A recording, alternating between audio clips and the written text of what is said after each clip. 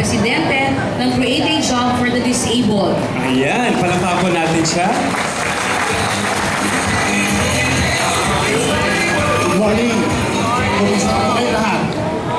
So, unang-una nagpapasalamat ako sa Panginoon. Pangalawa, sa PAGCOR. Palakpakan naman natin sila.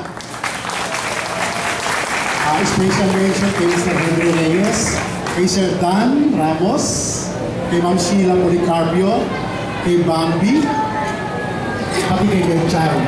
Sila po yung mga tumulong sa amin. Actually, nagpapasalamat ako sa Panginoon dahil for almost 15 years na po itong tamas kong regalo para sa Bayang Pansanan. Yung mga donor sponsors po namin, supposed to be dapat mag-contribute. Sa pamamagitan po ng bagyong Pablo, sad to say, talagang i-donate na po nila sa Mindanao, sa Channel 2, Channel 7. So, sabi ko nga, Lord, give us donor sponsor. Since May, June, July, August, ang PAGCOR po ang pumalinga sa atin. Palakpakan naman po natin. Nagpapasalamat din ako sa office ni Mayor Abalos. Sila po yung nag-provide itong video na po na libre. Sila po yung program partner namin.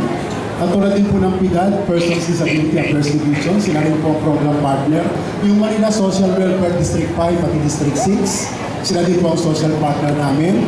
At higit sa lahat, yung office po ni Congresswoman Sandra Campo. So ngayon, mag-enjoy lamang po kayo. Kahapon, nakapunta po ako sa Pasay. Meron din po silang gift-giving. Talagang very successful po.